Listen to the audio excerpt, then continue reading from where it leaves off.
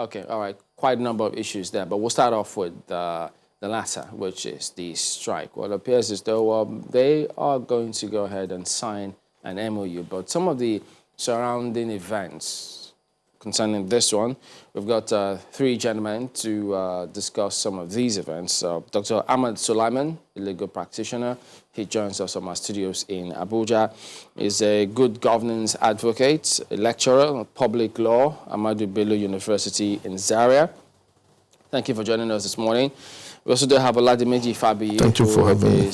All right. He's a strategic management consultant and a member of the PDP, as well as Dr. Odiakpo Obire, who is the president, Good Leadership Advocacy for Africa, also joining us online. Gentlemen, thank you all for joining us today. Let me start with you, Dr. Sulaiman. Looking at how this unfolded and unfolding, the strike by the resident doctors, and do we say the eventual outcome, or at least there still will be some response much later when the doctors meet and have their own executive or NEC meeting and come up with a final position? But having looked at what transpired before the strike, during the strike, and now, what do you think of it all? Dr. Sulaiman, can you hear me? That's for you. Issue. First, let me start with the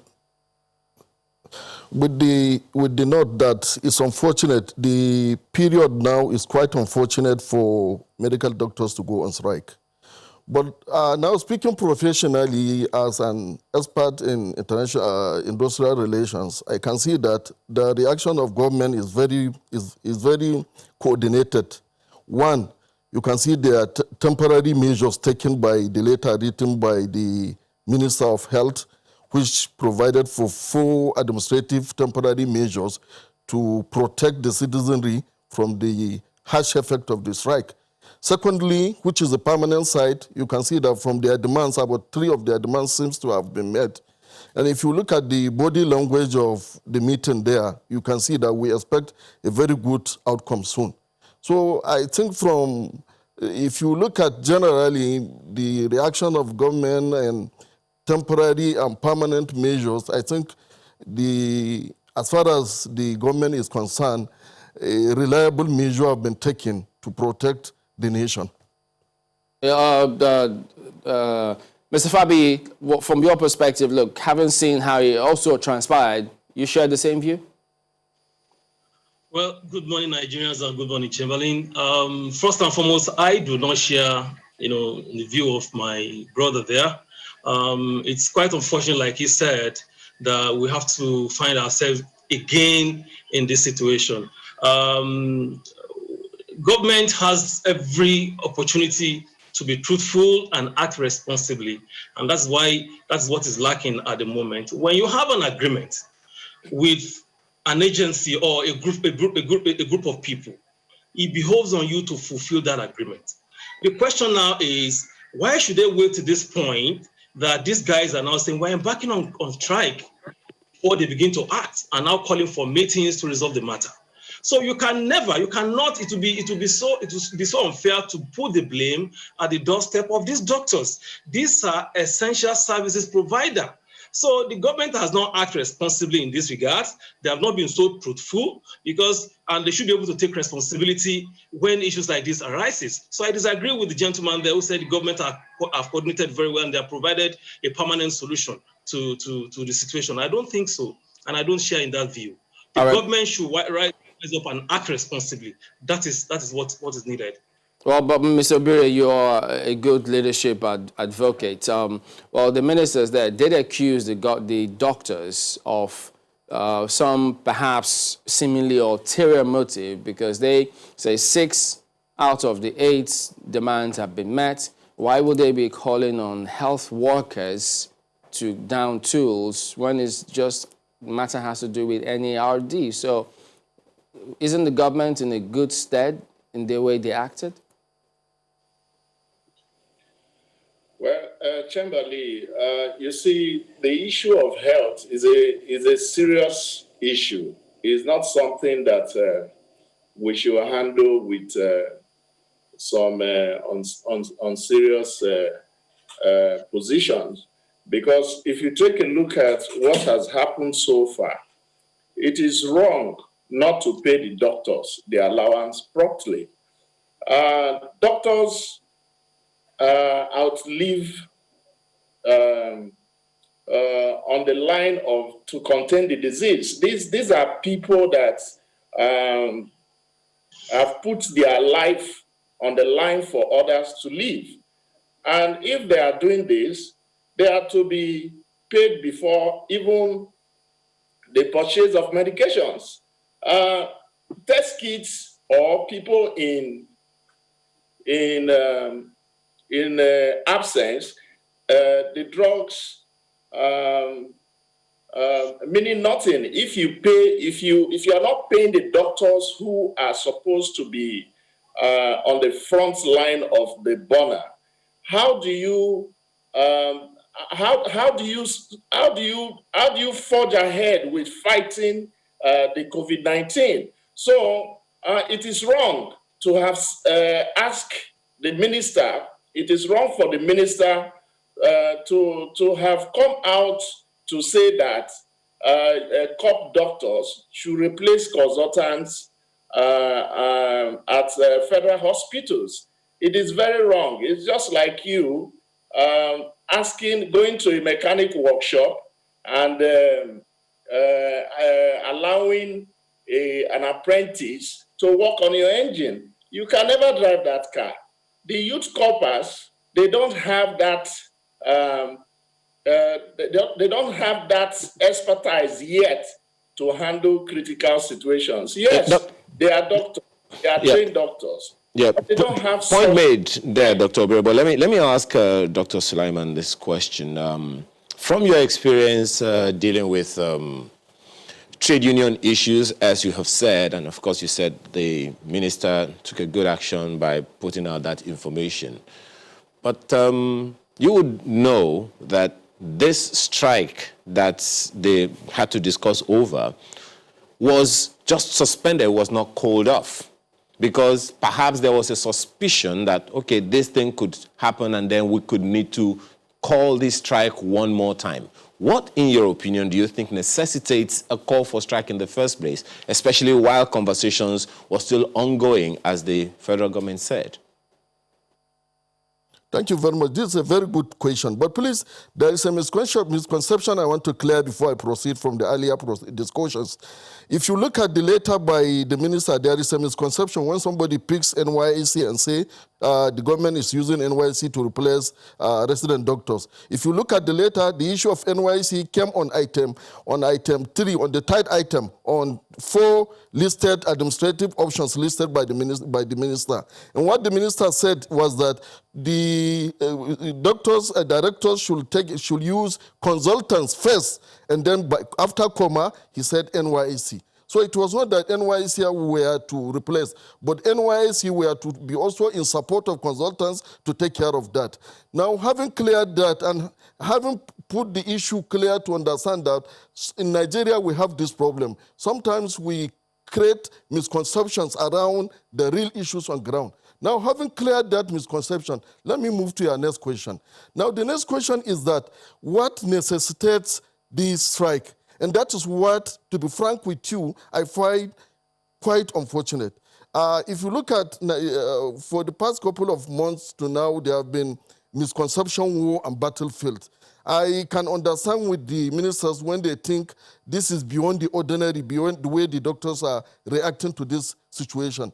But as somebody who have played tripartite role, I've led strike, I've been a head of industrial relations in ABU Zaria, and then industrial relations is my expertise. I can look from the 3 sides and say sometimes unions take advantage of circumstances and conditions. We are in a condition now where federal government's hands are very tight because, one, you have the challenge of corona pandemic, and then you have a lot of pressures on government, misconception problems on government. So this is a time where if you have any union coming up to look for a grievance, they are at the wrong side of the bargaining power. They will try to do anything to solve the problem. So you can see it is a situation where it is perfectly clear for the union to bend the hands of federal government to get what they want. But I don't think it's very necessary if you consider the fact that I saw the minister saying it, and before them, that about 6 of these, their demands have been met. So I think if you look at the whole scenario from the tripartite point of view, I don't want to go into the political side because I'm now speaking as a professional. But if you look at the 3 tripartite situation, not minding the consumption war. Sorry, Dr. Sulaiman, if you don't mind, just one moment. Are you saying that there are political considerations that could have played a role in this matter? I think now, let me now speak as an activist. I was speaking as a professional. Now I want you to look at from the past 1 month to date, there have been a lot of perception pressures on this government. I have been part of a committee. If this program time allows, later I will share with you my experience in a committee with some federal government functionaries that saw to the diffusion of some tensions, which were based on perception. And by the time we diffused the tension, it was seen, it was clear to everybody, to all the parties, that the problems were not what they were perceived to be. I'm talking about our roles in diffusing the issues of karma and Khan and all that. So from my experience, from what I've seen, you can see, I've been in the media for so long. When you see perception war going on, you need not be told. All these perception pressures on federal government are built up to 2023. You can see the media is so awash with a lot of perception problems. I want us to finish with this issue of resident doctors strike.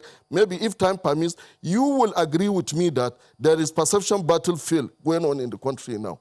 And this may have an effect on the coming out of timing and the coming out of the strike now. Now that you bring that up, it will be interesting to hear the side of Mr. Fabi, who is a member of the PDP. So now, Dr. Sulaiman thinks that there's a perception war ongoing. Are you a party to that war? What Dr. Sulaiman is saying, but let me start by saying that I sympathize with the President of Nigeria, Mr. President, because he seems a nice man, but being nice does not solve our problem. One thing as a leader is for you to have a vision. Another thing is for you to have people who can help you drive this vision. There's something called DTS, Dream, Team, and Steam. The moment a leader lacks in any of these departments, is bound to fail. Now, one thing is for you to have a dream. Another thing is for you to have a team that can help you drive it. And at the same time, this team must have his team to deliver the goods. And that's exactly what is lacking in this government. That is why we see all these ups and downs, all these irregularities and somersaults and all sorts. So I don't share that view. For me, if you don't have the right team, as a striker, you need wingers, you need midfielders who can supply you good passes to be able to score goals and have your achievement. So, and this, unfortunately, has made the Buhari-led government has turned it to a promissory note administration. They keep shifting posts. Once people are about cross-checking the manifestation of their electoral manifesto, and this does not go well with us. 5 years ago, these guys came up with a 3-pronged political agenda. They wanted to ensure good security. They want to fix the economy, anti-corruption campaign, and all that. On the aforementioned, all these things I've mentioned, the rulership of the APC already hit the iceberg, because suddenly, barely 3 years to leave office, they are now setting up ministerial committee on performance. Look at what is happening in our health sector. Must they wait to this point?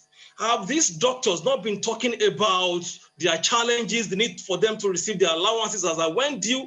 This is what we are talking about. The management of our healthcare system is zero. Look at other climes, other countries, how they manage their healthcare workers during this COVID pandemic. Why is our own so different? And that's why, for me, I've always said that if you have barely three years to leave office, and that is the time they're now setting up a ministerial committee on performance and going about to set up another 9-point development agenda, which is bound to fail. And this is bound to fail because of so many variables, so many factors. Now, there are people that have been discarded, who could have helped these political eggers, who could have helped this government perform better? Where is Atiku Abubakar, for instance? Where is the Kwakwansons? Where are all of them? Where is Bukola Saraki and all them that would have helped this government? Because they have it. You can't take it away from Atiku, his capacity, his understanding of good modern governance and delivery of good service, good governance. So we can't take it away from him. So where are all these people? They are nowhere to be found. OBJ once said that it is inefficient and unreasonable to invest in failure. Because he says so because national planning is for people who believe in national development or in national government and without any bias. All these things are lacking. So for me, I don't understand the direction of this government. They've come up with, yes, a few days ago, they were talking about another national development plan to 2050. We'll see and wait to see how this will pan out as we journey ahead. Successive government have equally initiated vision. You know, 2010, 2020, how far did they go that anyone is building on them? So interestingly, some of those plans were also developed by the PDP when the PDP was in government. But let me take this to Dr. Diakpo. Interestingly, we started off with health issues. I mean, we started to look at the issue with resident doctors and how to find a resolution. And somehow we found ourselves on the road to 2023. It's quite interesting. But when you hear these kinds of conversation, do you also think there are political considerations in place here? Or should we just face those issues as they are individually? You see, in leadership, it's a comprehensive package. The president of the country is doing the best he can to see that every sector is functional.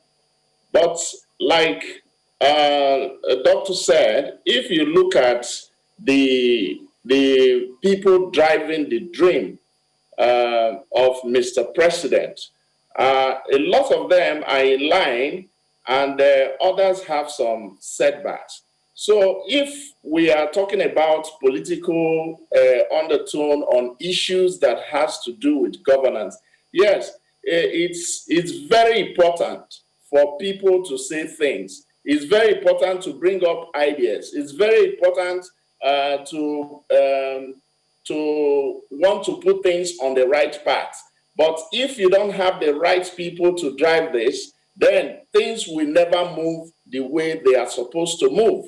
The president, in the first instance, when this issue came up, the president was pragmatic in his decision by releasing 1 billion naira to NCDC to tackle the issues, and people donated monies to fight this COVID-19. The president tried the best he could do to add more money to that, and according to the records, 32 billion has been expended on the COVID-19 fight. So I think government should have been proactive. The minister and some other people concerning the issue of payment of the doctors should have been proactive in paying. They shouldn't have waited for doctors to ask for the allowances before embarking on strike. But this has happened, and I believe that the Minister of Labour and others that are involved, they have come together to be able to strike a path. Let's see if they can also hold on to the path that they have struck and see the doctors back to the hospitals. I believe that the government is doing the best it can do to ensure, because governance is not easy. It's not get back to Dr. Sulaiman. All right, just hang on. Let me bring in Dr. Sulaiman on this one. I mean, talk about because when he says the people who are to execute your vision, they've got to be the right people. And if they're not, you'll have challenges. Now, at least you talked about you being in the media and being an activist. So communication is something that's not strange to you. How much of a communication challenge do you see in all of this? And to what extent does communication challenges stop and your capacity as a leader kick in such that you can then overcome those communication challenges and then carry out those policies, in other words, deliver on what you've been saddled with in this case? Thank you very much. Perception plays a very, communication perception plays a very key role. Let me cite an instance. I want you to remember specifically in this program, there was a time you focused on corruption and anti-corruption war, and I was part of those invited to discuss here. And I based my facts on statistics from EFCC and all that, and said that the government did very well in anti-corruption, but there is an issue of perception. Some of my participants, co-participants, did not agree with that. But happily, here in this program, last month, you people invited Oliver Stopp, who also reiterated the same fact I buttressed last time. He said, as far as anti-corruption war is concerned, there's been some progress. But the problem is that perception is raising high against the performance of the government. Now, having established that, let me also say that we haven't agreed that we have perception issues in the government and in Nigeria generally, not just this government. I'm a student of Chinua Achebe when it comes to the way out in the problems of Nigeria. If you read his book, The Trouble with Nigeria, I think in page 2, in page 6, he said, I think, there is nothing wrong with Nigerian river, climate, or environment. There is nothing wrong with Nigerian temperament. The problem with Nigeria is simple and square failure of leadership. Now, having buttressed the role of leadership in this, let us now look at this government. What happened, or in what stage are we? If you look at this government, you will see that it is a government that have realized this issue of perception and is quick to find a remedy. If you look at the recent ministerial retreat, part of the two high points of the address of the president, one of it was his emphasis on his ministers, not only to go and act well, but to also communicate well, to blow their trumpet. Right, Dr. Sulaiman, when we return from this break, you'll continue from that point, so just hold your train of thought. We're back in a moment. Dr. Sulaiman, could you go ahead and conclude your thoughts, please? Okay, thank you very much. You know, there is something that marks this station, Channels TV, your analytical approach to national issues. Please, give me 3 minutes to lay a background to set the ball rolling on this discussion. I want to use 1 minute to discuss the background to the ministerial retreat, and then 2 minutes. Okay, but it won't be 3 minutes right away because you have other people who are there, but we will come back to you as well as you progress. Okay. In a nutshell, you can see that we have a government that is perfectly responding from the leadership point of view, tackling the communication point of view, and then handling the synergy and collaboration problem issues that have been there before. I think I look forward to a great Nigeria from what I saw last week. Okay, we all want a great Nigeria, don't Hello? we? But Mr. Fabi, are you with me? Yes, but okay, since you completed that thought, we'll come back to you in a moment, but let's get Mr. Fabi to equally respond to this. Now, when he speaks about perception and communicating the whatever it is that the authorities are doing, do we even give them the benefit of the doubt, saying, well, yes, indeed, it is done, or is it that politically, in order to be politically right, so to speak, you have to latch on the overriding perception, rightly or wrongly? Well, sincerely, we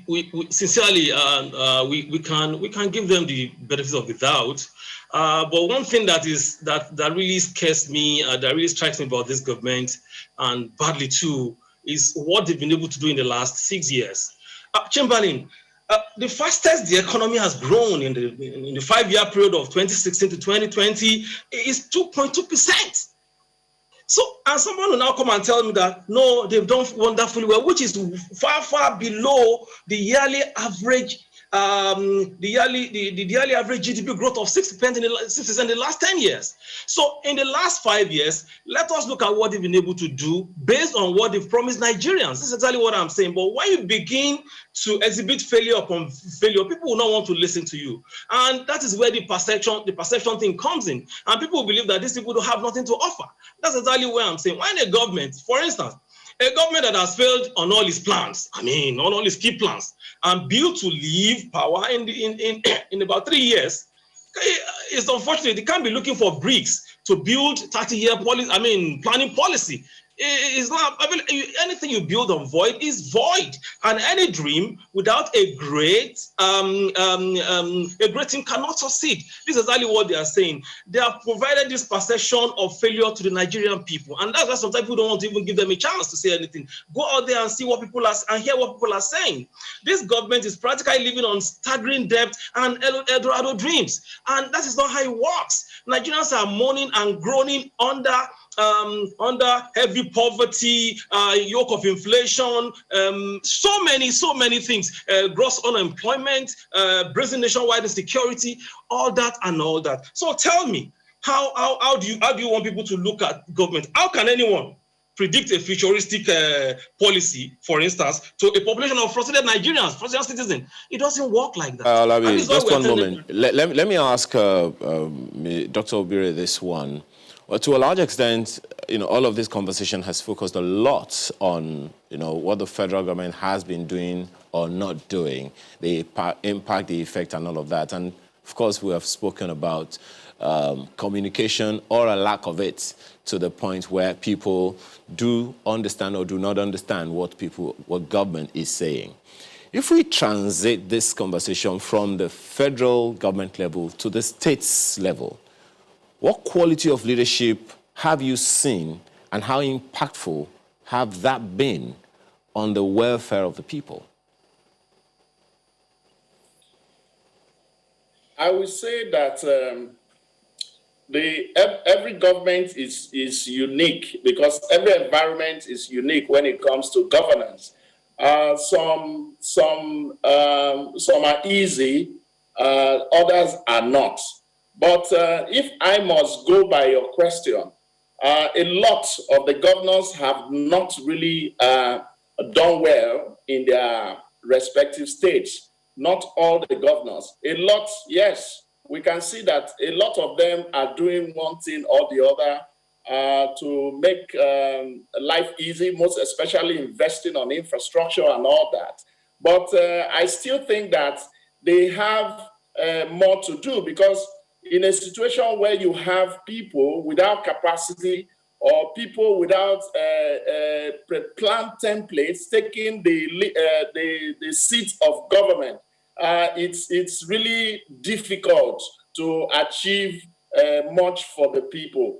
So I will say that the governance is not just about the federal, because everybody is looking at the federal. Everybody is looking at Buhari. All the blames are on the federal government, and that is not right. We have members representing people at the National Assembly, at the state houses of assembly. We have local government chairmen. We have the governors, and nobody is talking about the performance of his or her governor.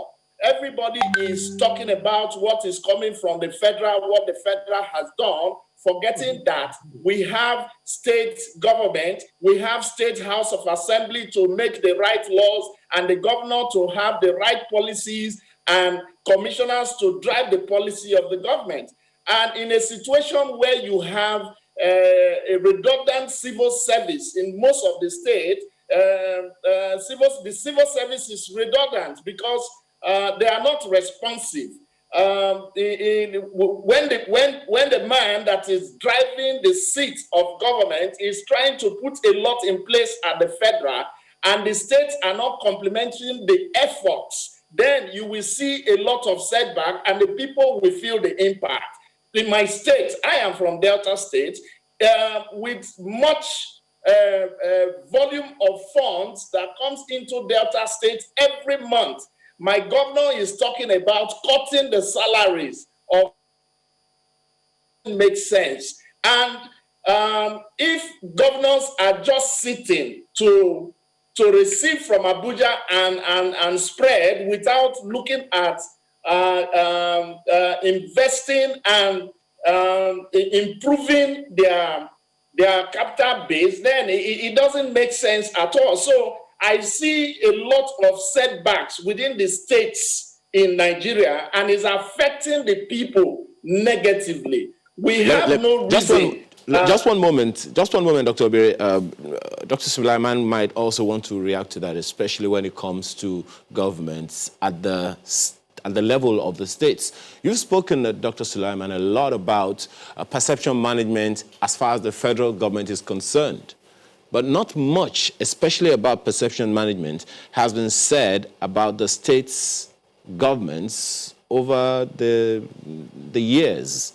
What's your take, and what should we be doing to improve governance on that level and perception? I think a lot needs to be done there, but what needs to be done falls also on us, the citizens. If you look at the federal government have taken a leading role there by ensuring passing directives and assenting to legislations that empowers independence of judiciary at state level and monotony of local government, giving them freedom to do whatever they want to do. But the issue is that our polity have always looked up on the central government for solutions to every problem. These have led us to perception problems, everything focused on the federal government, not focusing on holding their immediate local and state governments responsible for their failures. Because constitutions have also given them their own role, and then financial allocations have also been monthly given to them. But because of the level of exposure of our populace, we are yet to have that educated insight into how to even assess the performance of our government. Take, for instance, now, how, if you look at the progress this government have made since 2015 to date, see how people still hamper on infrastructure. What is there?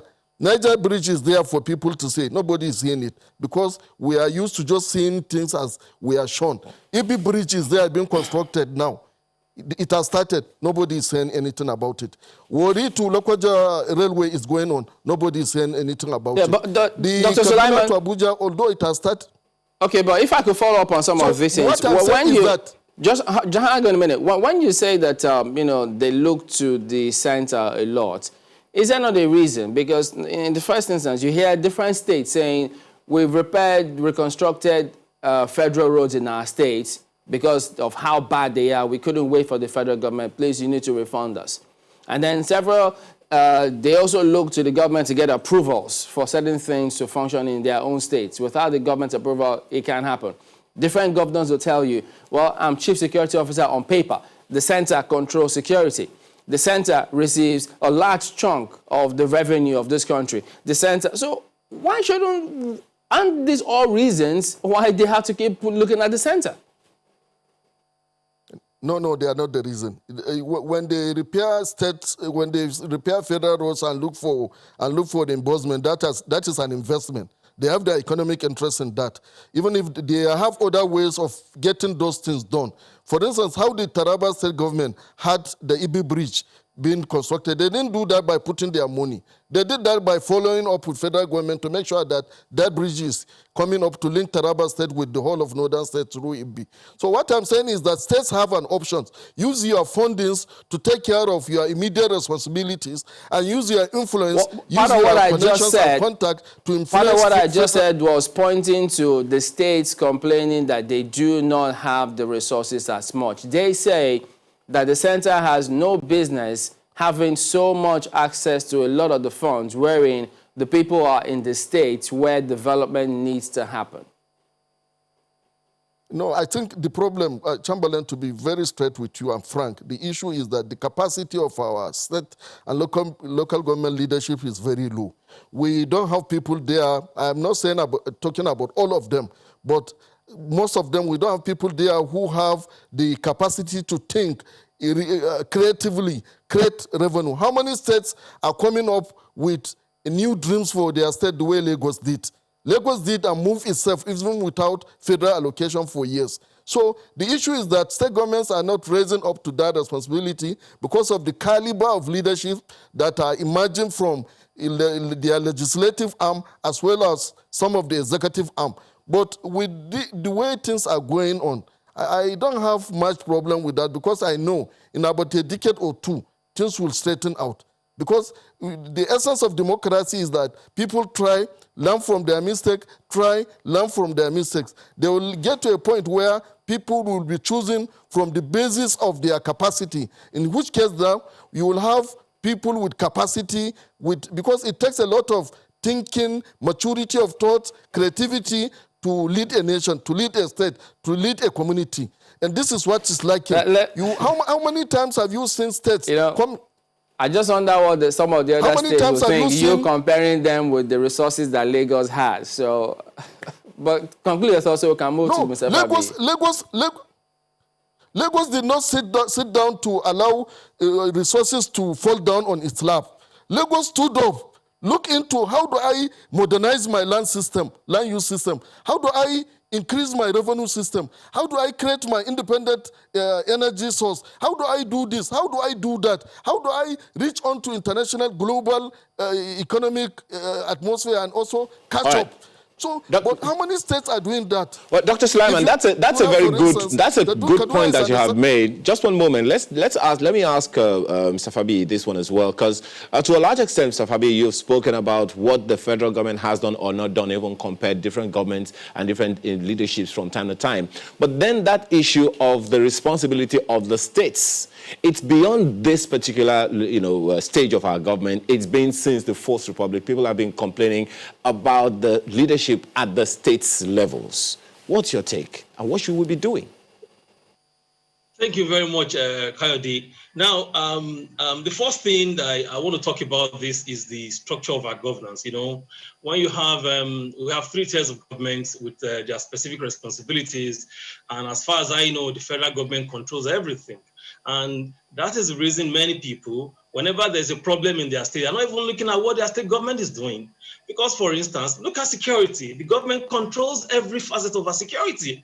The government is involved in so many things, involved in agriculture, involved in education and everything.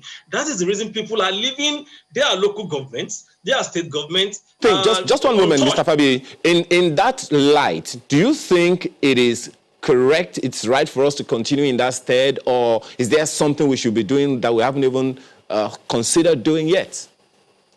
That's exactly where I'm heading to. There's need for us to have a change of a change of plan, a change of program, and a change of whatever system we're using. And that's why I'm a student. I'm a supporter of restructuring that we talked about, because we need to look into all these areas, because we've come a long way with this system that is not working for us. So there is need for us to look elsewhere and do something new. So secondly is the fact that both the federal and state government find it so difficult, their inability to come up with new ideas, new innovation, new things that will bring new things on board. That's another problem we're having, and we have to look at that also.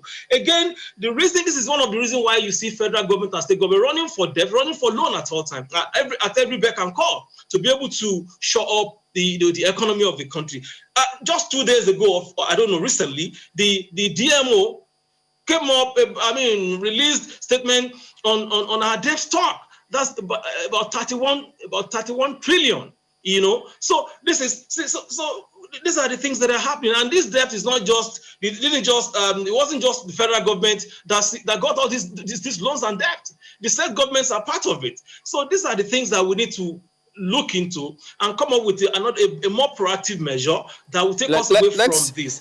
Let's bring it on to Mr. Obiri. My apologies. What do you think that the authorities should be doing and perhaps saying that will make sense to a lot of Nigerians right now who are just feeling the pinch?